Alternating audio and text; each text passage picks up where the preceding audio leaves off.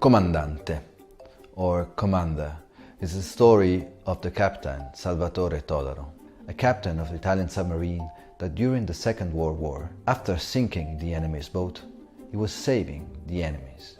For the law of war, he had to sink the boats, but for the law of sea, he had to save lives. Battles, water scenes, having a submarine in the middle of the ocean, rescuing and fighting.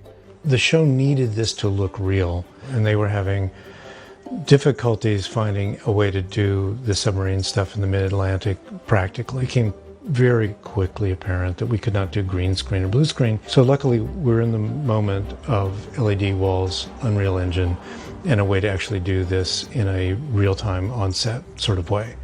So we ended up coming up with a paradigm that we're calling a near real-time workflow. We wanted to do it in real time, and we wanted to be able to show the director full quality as quickly as possible. He wants to see how it works on the day, feel like he's made the right selects, and walk away knowing he's got it. So we started by prevising, and prevised two of the big sequences that would have to be done in real-time visual effects. The really exciting thing about the workflow that Kevin and the team have come up with is that it's primarily using light and low-res LED screen. For example, in this scenario where we're having to deal with a water tank, high-res LED screen, 2mm, 1mm even screens won't work in this scenario because they're indoor screens. This screen is going to get wet. One of the big benefits of virtual production, the actual light and the reflections are something that sometimes get overlooked. So working with the team from Foundry and with Kevin and all of the production team, we found it really, really exciting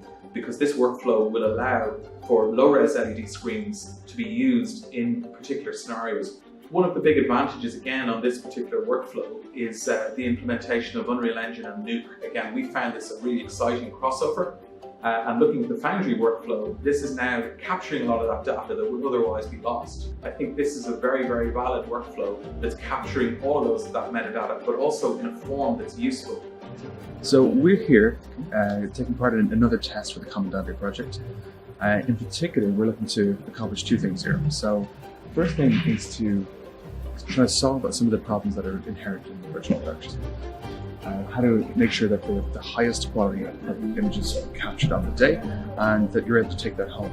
But most importantly, that the director, the DP and other filmmakers are able to see the results of their work immediately so that post-production can begin as soon as the director says right. So when the camera's rolling, all of the metadata from camera tracks to lens information to camera data is all being streamed and recorded in Unreal. We're also capturing the image stream into Nuke directly is in a kind of a take recorder. Once the take is finished, the images are delivered straight into Nuke immediately. And now we're in post. We can then use Nuke's new Unreal Reader tool to render from Unreal that take into Nuke, and then you can start beginning compositing. And the first thing that we want to do is show the director immediately what they just shot. And this is what it kind of looks like.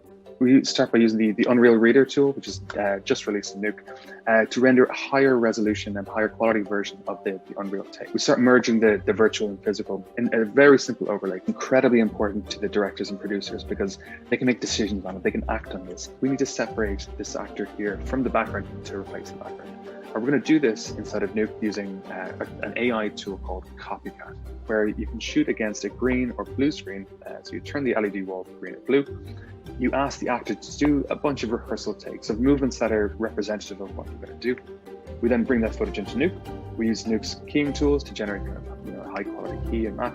We add this image to some synthetic backgrounds. We then use that as a data set for Copycat. And this training takes a number of minutes, roughly sort of 20 minutes. This is an example of quality. And you can see here that the hair is captured.